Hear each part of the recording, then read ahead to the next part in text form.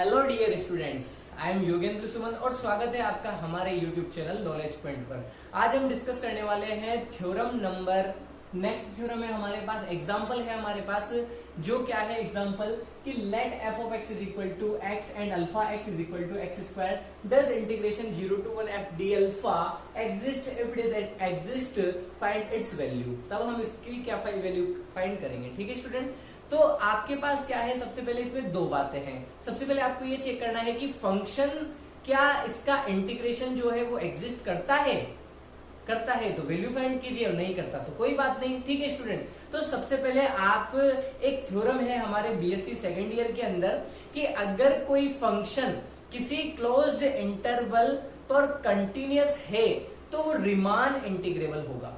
ठीक है स्टूडेंट, अगर कोई फंक्शन किसी क्लोज्ड इंटरवल पर कॉन्टिन्यूअस है तो वो रीमान इंटीग्रेबल होगा, और रीमान इंटीग्रेबल है तो वो उस पर कॉन्टिन्यूअस। ठीक है स्टूडेंट, जो ये जो थ्योरम है हमारे पास, ये थ्योरम बीएससी में है। अगर आपको कोई प्रॉब्लम है तो आप कमेंट कीजिए, मैं आपको इसका प्रूफ दे दूंगा। ठीक है स्टूडेंट, तो देखिए इसके प्रूफ में ज्यादा कुछ नहीं है वैसे देखी जाए तो। देखो अगर हम बात करें इसके प्रूफ की, जो अभी मैंने थ्योरम बोली, चलो मैं लिख देता हूं पहले इसका प्रूफ, इसका सॉल्यूशन लिख देते हैं। सॉल्यूशन देखिए सबसे पहले क्या है, since F of x is continuous and alpha of x is monotonically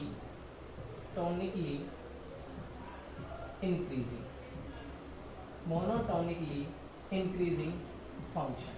ठीक है ना स्टूडेंट, जब भी आपको रीमान इंटीग्रेबल चेक करना होता है तो सबसे पहले आप क्या चेक करते हो कि अल्फा हमारा मोनोटोनिकली इंक्रीजिंग होना चाहिए। ठीक है, हमें मोनोटोनिकली इंक्रीजिंग दे दिया। दूसरी कंडीशन देखिए, मैंने आपको कल भी बताया था कि रीमान इंटीग्रेबल है तो फंक्शन बाउंडेड होना चाहिए क्लोज इंटरवल के ऊपर, और अल्फा मोनोटोनिकली इंक्रीजिंग होना चाहिए। जब हमने फर्स्ट लेक्चर पढ़ा था वही सबसे पहले कहा था, let f be a bounded function on a comma b and alpha of x is a monotonically increasing function on a comma B.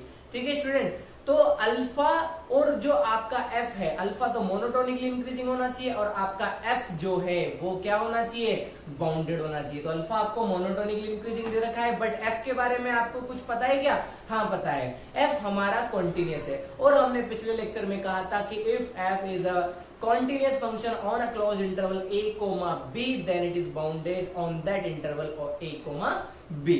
अगर कोई फंक्शन किसी closed interval a comma b पर कंटिन्यूअस है तो वो उस इंटरवल में क्या होता है, बाउंडेड होता है। ठीक है स्टूडेंट, तो रीमान इंटीग्रेबिलिटी के लिए जो आवश्यक कंडीशन है, नेसेसरी कंडीशन है भाई, ये तो होनी ही चाहिए। अगर ये नहीं हुई तो फिर रीमान इंटीग्रेबल नहीं होगा।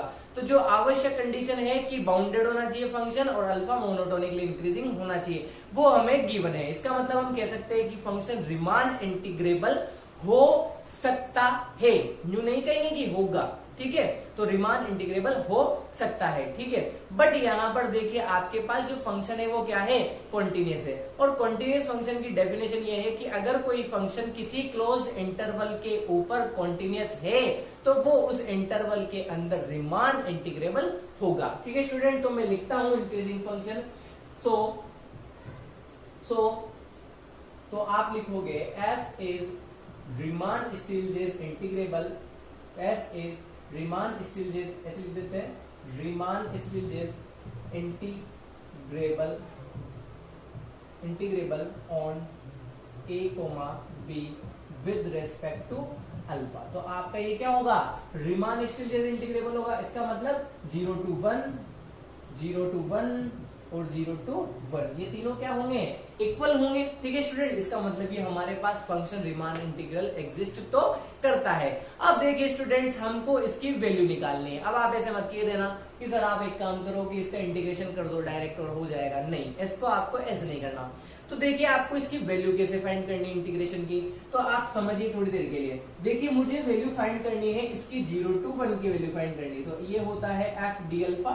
ठीक है, अब देखिए ये आपके पास रीमान इंटीग्रेबल है, तो चाहे आप इसकी वैल्यू निकालिए या चाहे आप इसकी वैल्यू निकालिए, उससे कोई फर्क नहीं पड़ता है। ठीक है, तो अब एक बात बताइए, अगर सपोज मैं इसकी वैल्यू निकालता हूं, इसकी वैल्यू निकालता हूं, क्योंकि तीनों इक्वल होंगे, रीमान इंटीग्रेबल है, तो इसकी वैल्यू निकालता हूं, तो इसका फॉर्मूला क्या होता है, infimum of upper, UPF alpha. ये मुझे चाहिएगा, P is element of A comma partition of A comma B, मुझे इसकी जरूरत तो पड़ने वाली है। ठीक है स्टूडेंट, अब देखिए P क्या होता है, एक पार्टीशन होता है आपके पास और ये हर एक पार्टीशन के रेस्पेक्ट में ट्रू होना चाहिए।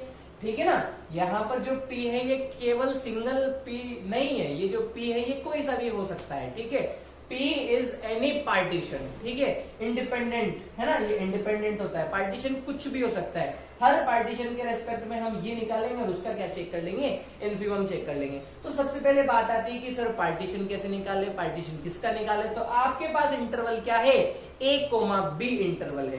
तो सबसे पहले आप उसका क्या बनाओगे, एक पार्टीशन बनाओगे। ठीक है, क्या बनाओगे, पार्टीशन। तो सबसे पहले मैं मान लीजिए मैं लिखता हूं, अब देखिए तो ये पूरा कर देते हैं, it implies 0,1 F d alpha is exist. ये क्या हो गया हमारे पास, एग्जिस्ट हो गया। ठीक है ना स्टूडेंट, अब देखिए now consider a partition, now consider a partition P is equal to 0,1 upon n, 2 upon n, 3 upon n, dot dot dot dot n upon n is equal to 1। ठीक है ना स्टूडेंट, मैंने एक पार्टीशन कंसीडर कर लिया। क्या consider कर लिया मैंने स्टूडेंट, एक पार्टीशन कंसीडर कर लिया। ये एक है क्या, नहीं, ये पार्टीशन कुछ भी हो सकता है। n की वैल्यू चेंज करते जाओ आप, चाहे n की वैल्यू 5 रख दो, 6 रख दो, 7 रख दो, 8 रख दो। तो ये जो पार्टीशन है ये एक नहीं है, ये एक आर्बिट्री पार्टीशन हो गया। जैसे जैसे आप n की वैल्यू चेंज करते जाओगे आपके पास पार्टीशन चेंज होते ही जाएंगे। ठीक है स्टूडेंट, तो ये पूरा का पूरा मेरे पास एक पार्टीशन का क्या बन गया, एक तरह से एक कलेक्शन की तरह मैं इसको ट्रीट कर सकता हूँ।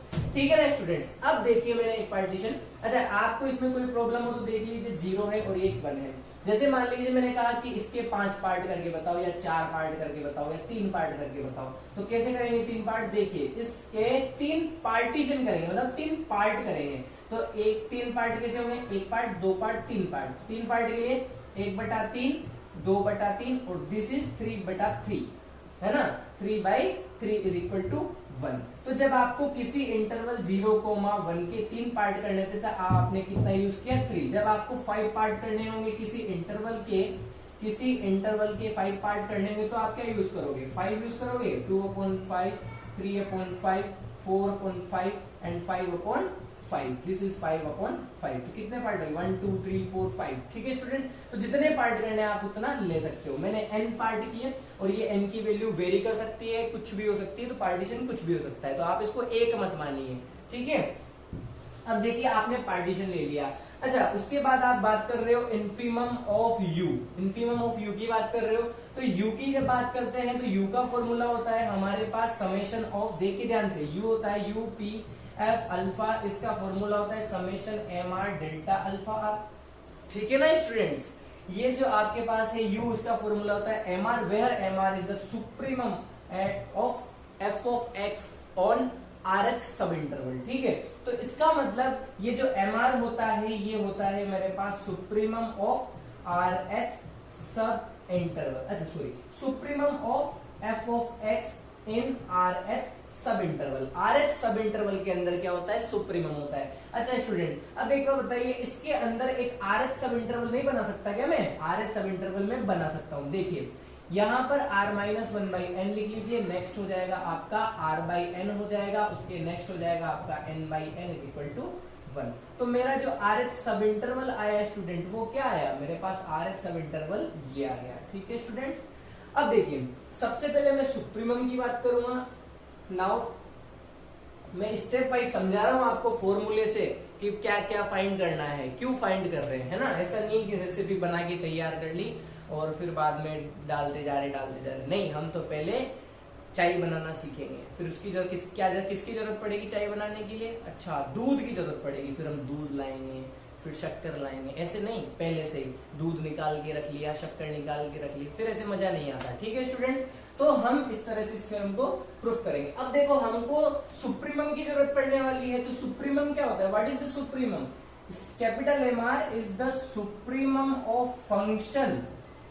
कहां पर होता है सुप्रीमम, किस इंटरवल के अंदर होता है, RH सब इंटरवल के अंदर। यानी कि RH सब इंटरवल का मतलब है जो x की वैल्यू आती है, ये आती है आपके पास XR-1 से XR। ठीक है ना स्टूडेंट्स। अब एक बार बताइए, आपके पास जो आर एच सब इंटरवल है ये इस तरह का ही तो है और कुछ थोड़ी ना है। तो ये हो जाएगा आपका f of x where r x is element of r minus one upon n r upon n. ये आपका क्या है, आर एच सब इंटरवल है वेयर आर की वैल्यू रिपीट ये हो जाएगी 0 1 2 अप टू एन तक। ठीक है स्टूडेंट्स, अब देखिए 0 नहीं 1 से। ठीक है स्टूडेंट्स, अब देखिए क्या होगा, फंक्शन की सुप्रीमम वैल्यू निकालते हैं। अब देखिए आपका जो फंक्शन है वो क्या है, x है। ऐसे समझिए, आपका जो फंक्शन है वो क्या है, आपके पास जो फंक्शन है वो f ऑफ x है। तो जब हम f of x is equal to x का ग्राफ प्लॉट करते हैं, मतलब y बराबर x की लाइन प्लॉट करते हैं, तो वो इस तरह का होता है। तो जैसे जैसे जैसे जैसे जैसे मैं आगे बढ़ता जाता हूं वैसे वैसे फंक्शन की वैल्यू बढ़ती जाती है। यानी कि x के जब इंक्रीज होती है तो y की वैल्यू भी क्या होती है, इंक्रीज होती है। तो मेरा जो सुप्रीमम होगा, जैसे मान लीजिए मेरा r minus one upon n है, r अपॉन एन है, तो मुझे फंक्शन की सुप्रीमम वैल्यू कहाँ मिलने वाली, बताइए स्टूडेंट। मुझे फंक्शन की सुप्रीमम वैल्यू इसके इस पॉइंट पर मिलने वाली है। ओके स्टूडेंट, अब देखिए इस पॉइंट पर मिलेगी, मतलब x की वैल्यू क्या हो गई मेरे पास r बाई एन। तो फंक्शन की वैल्यू क्या हो जाएगी, क्योंकि f of x is equal to x है, तो ये वैल्यू हो जाएगी r बाई एन। तो ये मेरे पास mr हो जाएगा r by n. I think student आपको अच्छे से समझ में आ गया होगा। नाउ अब देखिए, अब आप बात करते हैं यू पी एफ अल्फा की बात करते हैं। तो ये होता है m r delta alpha r where r is equal to 1 to n. अब देखिए समेशन एम आर की वैल्यू है आपके पास आर बाई एन। अच्छा, अगर फंक्शन में क्यूब होता तो यहाँ क्यूब आ जाता। ठीक है स्टूडेंट्स, अब देखिए अल्फा एक्स अल्फा आर क्या होता है, डेल्टा अल्फा आर होता है alpha x r minus alpha x r minus 1। ठीक है ना, तो ये आपके पास हो जाएगा आर बाई एन। ठीक है, अल्फा एक्स आर मतलब आर बाई एन, ये है आपका एक्स आर माइनस 1 और ये है आपका एक्स आर। तो ये हो जाएगा alpha r minus 1 upon n. Okay students, अब देखिए आप इसको लिख लीजिए U P F alpha is equal to summation r is equal to 1 to n. ठीक है, अब देखिए आर बाई एन ये हो जाएगा alpha r by n. Alpha r by n इसमें वैल्यू पुट कीजिए, तो ये आपका हो जाएगा आर बाई एन का square minus r minus 1 by n का whole square is equals to summation r by n. अच्छा, इसका देखिए सॉल्यूशन कर लेते हैं। तो ये हो जाएगा r square plus r square तो माइनस आर स्क्वायर प्लस 1 तो माइनस 1 माइनस का 2r तो प्लस का 2r upon n square. R square to r square cancel out हो जाएगा। तो ये आपके पास आ जाएगा summation r is equal to 1 to n। ये हो जाएगा आपके पास 2r माइनस 1। अच्छा, इसको ऐसे लिख देते डायरेक्ट। देखिए r को अंदर मल्टीपल कर दीजिए, ये जो समेशन है ये r के ऊपर रन कर रहा है, तो यानी कि n इंडिपेंडेंट होगा तो बाहर आ जाएगा। अब बाहर आने के बाद r को आप 2r से मल्टीपल कर दीजिए तो 2r स्क्वायर हो जाएगा। r को आप 1 से मल्टीपल कर दीजिए तो ये आपका r हो जाएगा। ठीक है स्टूडेंट्स, अब देखिए और समेशन रन कर रहा है r बराबर 1 टू n, r बराबर 1 टू n। ओके स्टूडेंट्स, अब देखिए नेक्स्ट स्टेप देखता हूं मैं 1 अपॉन, अच्छा ये देखिए n क्यूब हो जाएगा, n क्यूब। आपको पता है इसका फॉर्मूला क्या होता है ना, इसका फॉर्मूला होता है आपके पास n plus 1 to n plus 1 upon 6 और इसका फॉर्मूला होता है आपके पास n प्लस 1 अपॉन 2। ठीक है स्टूडेंट्स, अब देखिए एक काम कीजिए, आप n क्यूब को अंदर भेज दीजिए। तो अंदर भेजोगे तो क्या होगा, इसमें से n कॉमन लीजिए, इसमें से लीजिए, इसमें से लीजिए, तो ये n क्यूब चला जाएगा, तो ये तो जाएगा 1/3 और ये हो जाएगा 1 plus 1 upon n 2 plus 1 upon n। ठीक है ना, और ये हो जाएगा आपका n टू n कैंसिल, तो 1 plus 1 upon n upon 2n। यहाँ पर 2n है, जबकि नीचे कितने n है, 3n, n की पावर 3 है, तो ये n square to n cube एक n बच जाएगा। अब एक बात बताइए student, U P F alpha है ना। अब देखिए यहाँ पर आपके पास क्या होता है कि मैंने ये लिख दिया आपके पास। अब मुझे क्या करना है, इसका इन्फीमम फाइंड करना है। Infimum of this U P F alpha where P is element of partition of A, B। तो इसका जो इन्फीमम होगा वो होगा मेरे पास limit n tends to infinity, limit n tends to infinity of this set 1/3, 1 + 1/n, 2 + 1/n minus 1 + 1/n/2n। ठीक है ना। अब इसमें आप अप्लाई कर दीजिए तो आपके पास ये जो इन्फीमम और ये है, ये क्या बन जाएगा आपके पास, ये बन जाएगा integration 0 to 1 of upper f d alpha is equal to, यहां पर ऑपरेट करोगे तो क्या होगा आपके पास, ये हो जाएगा 0, ये 0, 2/3 और ये हो जाएगा 0, ये वैल्यू आ जाएगी आपके पास 2/3। ठीक है ना। तो ये भी 2/3 है, तो 0 to 1 भी क्या होगा आपके पास 2/3। Why so? Because f is Riemann Stieltjes integral। Okay students, अब एक बात आपके दिमाग में कंफ्यूजन कर रही होगी कि सर आपने ये कैसे लिख दिया, लिमिट कैसे ले ली। ठीक है, आप इसको नोट कीजिए, थोड़ा सा मैं आपको समझा दूंगा। अब देखिए,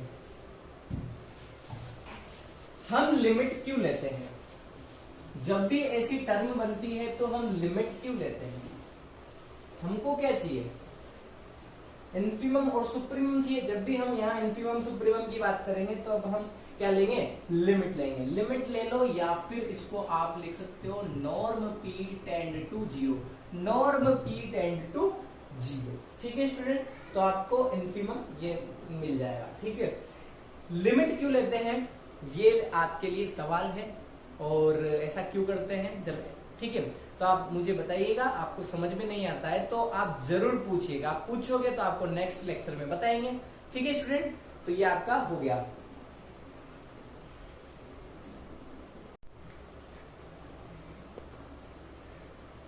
ठीक है स्टूडेंट्स, अब देखिए नेक्स्ट थ्योरम में हम क्या करते हैं। सबसे पहले आपको दिया है कि कोई इंटरवल है, उस पर फंक्शन है I2R डिफाइन है, अल्फा R2R डिफाइन है, be the function such that f of x is equal to x square is equal to alpha x, then find the value of 0 to 1 f d alpha। देखिए students, आपके पास function अगर continuous होता तो direct Riemann integrable होता और हम केवल एक पार्ट प्रूफ करते, या तो यूपीएफ अल्फा का पार्ट प्रूफ कर लेते या फिर एलपीएफ अल्फा का पार्ट प्रूफ कर लेते, जिससे हमारा आंसर आ जाता है। बट यहाँ पर हमें ऐसा कुछ कंडीशन गिवन नहीं है, तो हमें क्या करना पड़ेगा, दोनों ही पार्ट इसमें काम में लेने पड़ेंगे और निकालने पड़ेंगे, तब जाकर हम कहेंगे कि हमारा जो फंक्शन है वो रीमान स्टिल्टजेस इंटीग्रेबल है और उसकी वैल्यू हमको फाइंड हो जाएगी। ठीक है स्टूडेंट्स, सबसे पहले देखिए क्या करते थे, let P be any partition of 0,1।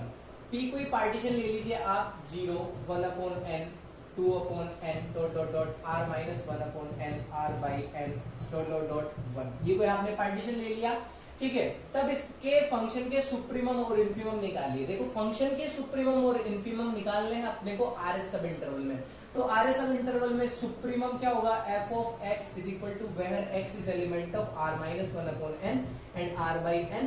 ठीक है ना स्टूडेंट्स, तो ये हो जाएगा आपके पास mr, तो ये हो जाएगा सुप्रीमम। देखिए सुप्रीमम वैल्यू इस पर मिलेगी, आपके पास फंक्शन क्या है, फंक्शन है आपके पास x² वाला, तो x² वाले में क्या होगा कि RH सब इंटरवल में सुप्रीमम बाद वाले पॉइंट की वजह से मिलने वाली है। ठीक है ना स्टूडेंट, तो ये r/n है और ये r माइनस 1/n है, तो ये आपके पास हो जाएगा r/n का स्क्वायर, और इन्फीमम जो आपका होगा ये इन्फीमम क्या हो जाएगा, r माइनस 1/n का होल स्क्वायर। अल्फा देखिए, डेल अल्फा r की जो वैल्यू है वो क्या होती है आपके पास, alpha x r minus alpha x r minus 1, तो इसकी वैल्यू क्या हो जाएगी, अल्फा x r, ये आपका x r माइनस 1 है, ये आपका x r है, तो इस पर वैल्यू, क्योंकि अल्फा ऑफ x है x², तो ये हो जाएगा r/n का square minus r minus 1/n का स्क्वायर।